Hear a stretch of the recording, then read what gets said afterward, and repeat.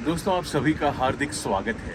मैं हूं आपका साथी, आपका दोस्त। मेरा नाम है प्रियांशु झा। ब्राज़ील में डिजिटल नोमैड वीज़ा के नाम से एक प्रोग्राम है।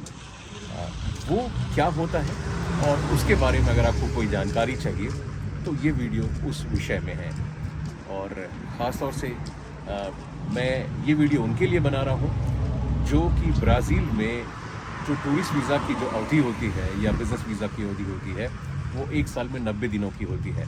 पर वो लोग जो 90 दिन से ज़्यादा ब्राज़ील में रहना चाहते हैं, तो उनको ब्राज़ील में कैसे वो लंबे समय तक रह सकते हैं। जैसे कि हम दूसरे देशों में टीआरपी होता है 1 साल तक की वैधता का, तो ब्राज़ील ने भी एक ऐसा एक प्रोग्राम बना के रखा है जो डिजिटल नोमैड लोगों के लिए। तो इसके बारे में हम जानते हैं डिजिटल नोमैड वीज़ा होता क्या है। इसकी ख़ास बात यह है कि जितने भी दूसरे प्रकार के आप वीज़ाज़ देखते हैं, उसमें ये होता है कि आपको अधिकतम 90 दिन रहने की अनुमति मिलती है और स्पेशल केस में उसको और भी थोड़ा बहुत एक्सटेंड किया जा सकता है। मगर अगर आप लंबे समय तक 1 साल या 2 साल रहना चाहते हैं, तो उसके लिए कौन सा प्रोग्राम है। अगर आप कोई बड़ा इन्वेस्टमेंट नहीं करना चाहते हैं और अगर आप कोई बड़े पैसे को खर्च नहीं करना चाहते हैं, तो ऐसी स्थिति में आप ब्राज़ील में लंबे समय तक 1 साल या 2 साल कैसे रह सकते हैं।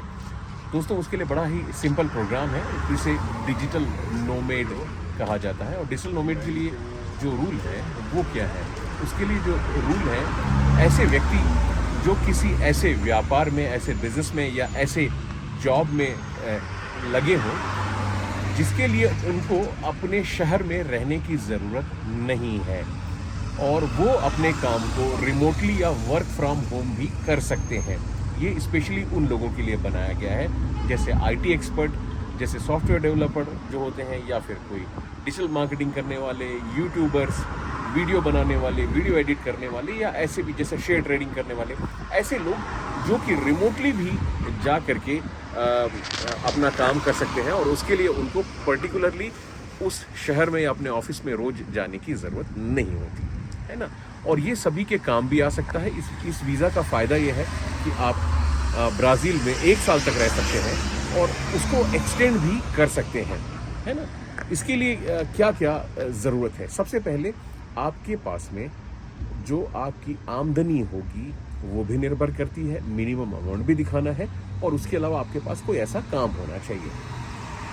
तो सबसे पहली उसकी शर्त क्या है। सबसे पहली शर्त ये है कि आपके पास कोई ऐसा काम हो जिसका आप प्रूफ दे सकें, है ना, जो कि आप रिमोटली कर सकते हैं। चाहे आपके पास में कोई जॉब का कॉन्ट्रैक्ट हो या आपकी खुद की कंपनी हो, जिसमें ऐसा, जैसे कि कई लोग यूट्यूबर हैं तो वो उनकी खुद की कंपनी, खुद के फर्म से काम करते हैं, तो यूट्यूबर भी ऐसे कर सकते हैं। या फिर अगर आप कोई किसी कंपनी के लिए काम करते हैं या शेयर ट्रेडिंग या क्रिप्टो ट्रेडिंग करते हैं तो भी कर सकते हैं।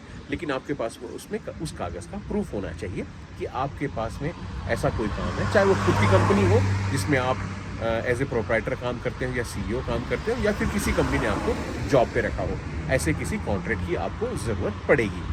और एक तो सबसे पहला पॉइंट ये हो गया। दूसरी चीज़ ये है कि आपकी मानसिक जो आमदनी है वो $1,500 के बराबर होनी चाहिए। तो जब आप डिजिटल नोमैड वीज़ा के लिए अप्लाई करेंगे एम्बेसी में या फिर यहाँ के पुलिस या फेडरल में, तो आपको उसका बैंक स्टेटमेंट और जो जॉब का जो कॉन्ट्रैक्ट है उसमें वो सैलरी लिखी होनी चाहिए। तो कम से कम 3 महीने का बैंक स्टेटमेंट आपको लगाना पड़ता है, जिसके $1,500 पर मंथ की आपको इनकम या सैलरी उससे आ रही हो, फिक्स, जो कि कागज़ में लिखी होनी चाहिए। अब कई लोग ये कहेंगे कि यार मेरे पास में तो ऐसी कोई जॉब नहीं है, लेकिन मैं खुद इंडिपेंडेंट बिजनेसमैन हूँ। तो फिर आपके लिए ऑप्शन ये है कि आप ऐसी कोई फर्म में हो और साथ में आपके पास बैंक बैलेंस एक साथ दिखाने के लिए एक साथ $18,000 होना चाहिए, है ना, जो कि लगभग $1,500 महीने के हिसाब से ही होता है। तो या तो $18,000 का बैंक बैलेंस या $1,500 पर मंथ के 3 महीने की बैंक स्टेटमेंट, दोनों में से कोई एक चीज़ आपको देनी होगी।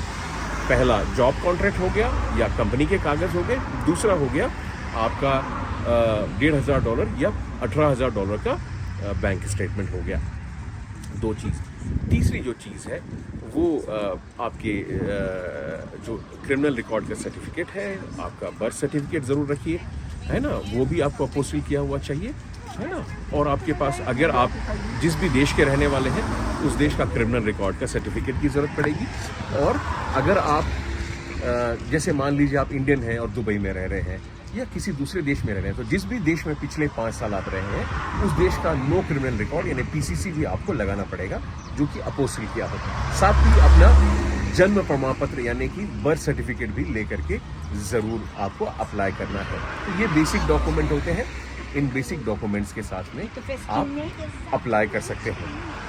अब इसको अप्लाई करने के कौन से तरीके, इसके 2 तरीके हैं। सबसे सॉलिड तरीका ये है कि ऐसे ये इस्तेमाल कौन करते हैं, खासतौर से जो डेवलप कंट्रीज के लोग हैं, यूरोपियन हैं, अमेरिकन हैं, जिनको ब्राज़ील आने के लिए वीज़ा नहीं लगता, लेकिन वो सिर्फ 90 दिन के लिए आ सकते हैं। तो वो क्या करते हैं, ब्राज़ील पहुंचते हैं और उसके बाद इन कागज़ों के साथ में लोकल इमिग्रेशन, जिसे यहाँ पे पुलिस या फेडरल कहा जाता है, वहाँ पे ये अप्लाई कर देते हैं और उन्हें ये एक्सटेंशन डिजिटल नोमैड का मिल जाता है। पर हमारे देशों के लोग जिनको ब्राज़ील आने के लिए वीज़ा की ज़रूरत है, वो या तो टूरिस्ट वीज़ा पे या किसी भी वीज़ा पे ब्राज़ील पहुँचे और ब्राज़ील पहुँचने के बाद में वो लोकल जो है इमिग्रेशन में, जिसे कि पुलिस या फेडरल कहते हैं, वहाँ जाके इसे अप्लाई कर सकते हैं।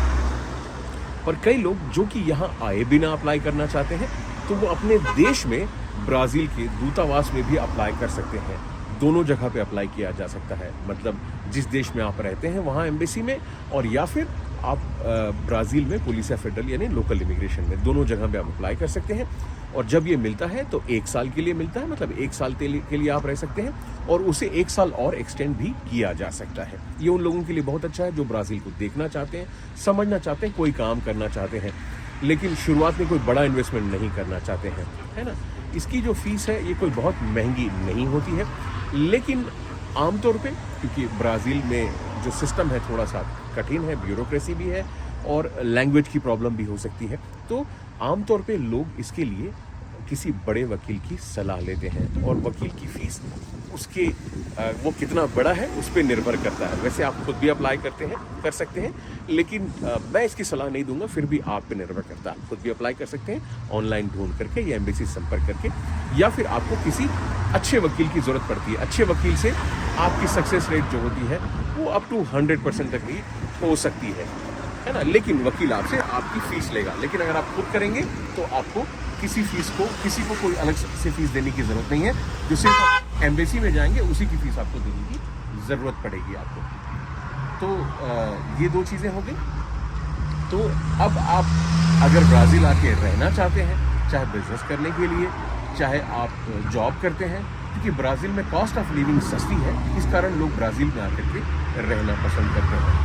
तो ये उन लोगों के लिए बहुत अच्छा है जो ब्राज़ील में शुरुआत करना चाहते हैं, सेटल होना चाहते हैं, और अगर उनको वहाँ पे वीज़ा नहीं मिल रहा है या टूरिस्ट वीज़ा भी जिसको नहीं मिल रहा है, वो भी डिजिटल नोमैड वीज़ा अप्लाई कर सकता है। शायद उसमें उसके अच्छे वकील के साथ में चांसेस ज़्यादा हो सकते हैं। तो दोस्तों, आपको ये जानकारी कैसी लगी?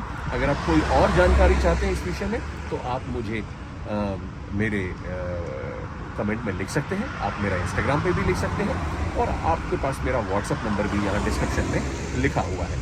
आपको कोई भी जानकारी चाहिए आप मुझसे पूछ सकते हैं, और आपको जानकारी पूछने के कोई पैसे देने की ज़रूरत नहीं है।